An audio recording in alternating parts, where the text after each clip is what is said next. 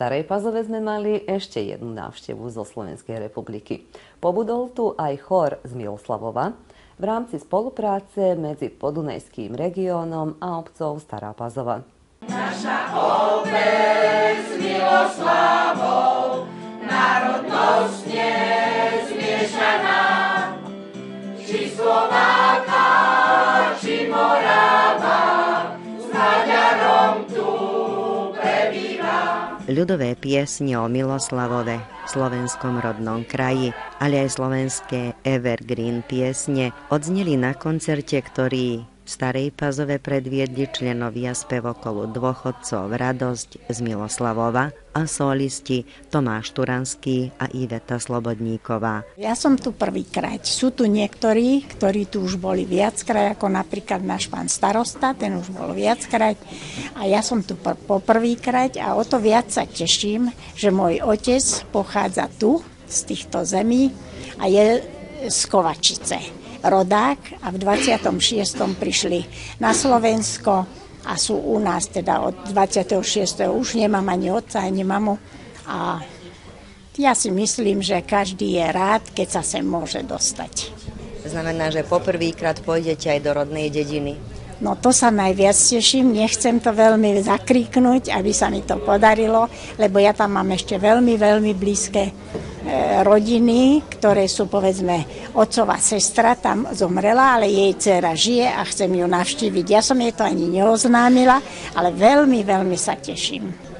No, som tu prvýkrát, ale Milan Baďanský je môj kamarát, takže mi veľa rozprával o tom, ako to tu je. Takže už som očakával, že tu bude to presvedčenie a nadšenie také slovenské, možno aj väčšie ako u Slovákov žijúcich na Slovensku. Takže veľmi tu počujem od rôznych ľudí také slová, že ďakujúc tým, za to, čo je veľmi sympatické. A myslím si, že aktivita, ktorá tu je veľmi veľká. Teším sa naozaj, že slovenská kultúra tu žije.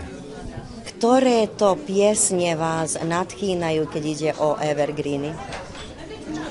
Mňa nadchol celkovo z tých čias človek veľmi známy, určite aj tu, Gejza Dusík, ktorý väčšinu melódií urobil a spevák František Krištof Veselý. A mne tak prípadá život Františka Krištofa Veselého ako taký ako typický slovenský život. Človek, ktorý začal naozaj z takej chudoby z ničoho, narodil sa v Skalici na Záhorí, na veľmi peknom meste a odtiaľ sa vydal na cestu na putovné divadlo a veľmi s ťažkými začiatkami sa prepracoval do Budapešti a do Prahy potom sa odtiaľ vrátil, keď sa zakladalo SND do Bratislavy a bol spoluzakladateľom SND. Takže vtedy sa preslávil, začali vlastne zaspievať tie jeho piesne. No a potom prišla vojna, tak spieval pri hoci koho, niektoré aj chlapci z Potatier.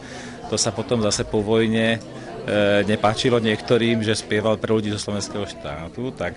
A odkedy vy spievate evergreeny? Ja spievam, musím povedať, že som veľký amatér iba a veľmi krátko. Ja spievam len 5 rokov, takže vtedy som nespieval vôbec nikde. A no, teším sa, baví ma to, je to taký iný rozmer života. Dôchodcovia u nás majú organizáciu, kde zabezpečujeme pre našich seniorov, teda tých, ktorí už sú na zaslúženom odpočinku, respektíve dôchodku. Zabezpečujeme pre nich kultúrne vyžitie, zdravotné vyžitie, teda chodíme na termálne kúpaliská za vylepšením zdravotného stavu našich dôchodcov. Robíme zabezpečujeme teda preventívne prehliadky pre našich seniorov. Staráme sa o ich vyžitie v oblasti treba z počítačovej techniky. Robíme kurzy pre začiatočníkov a pokročilých v oblasti počítačovej techniky, aby sa so svojimi vnúčatmi, deťmi vedeli podeliť, či už na Skype, keďže deti majú roztratené po svete, dá sa povedať.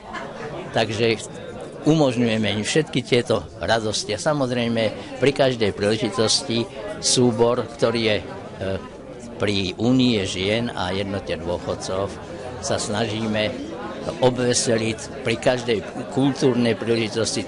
Teraz naposledy pri stavaní mája sme spievali pod májou. Samozrejme pozývame na posedenia, hudobné vyžitie našich dôchodcov. Organizujeme fašiangové posedenia, predvianočné, mikulášske večerky, rôzne takéto záležitosti, ktoré môžeme ešte pre našich dôchodcov a seniorov porobiť. Ešte za Jugoslávie, samozrejme, tak som tu bol prvýkrát, ale odtedy Stará Pazova veľmi opeknela, zrástla a všetko je tu o mnoho krajšie ako pred tými 25 zhruba, možno že 26, nemám to presne evidované. Takže toľko asi, že teda sme nadšení z toho, čo sme videli a čo ešte sa tešíme, že uvidíme.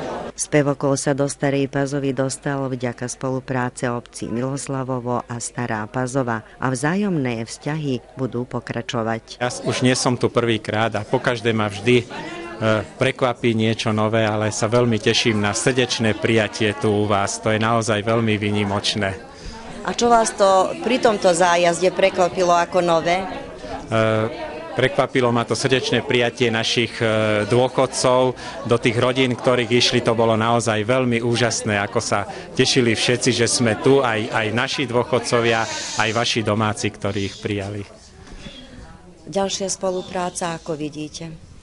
Vidím veľmi dobre do budúcna. V auguste majú prísť naši futbalisti z Miloslavova, takže znovu prídem s nimi, veľmi sa budem tešiť a verím, že prejde aj do iných oblastí táto spolupráca.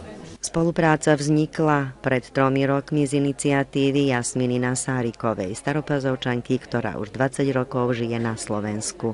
Pocity sú zmiešané. Ja vždy chodím domov.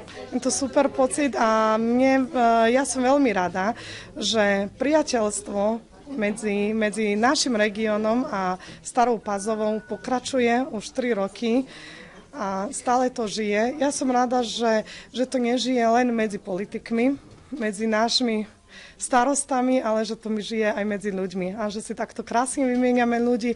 Ja si myslím, že tu vzniknú krásne priateľstva a veľmi si to prajem. Budem rada, keď nielen ja tu budem mať priateľov, ale keď tu budú mať aj moji priatelia priateľov. Združenie žien Slovenského kultúrno-umeleckého spolku hrdinu Janka Čmelíka pre hostí zo Slovenska zorganizovalo návštevu Kovačice a Padiny.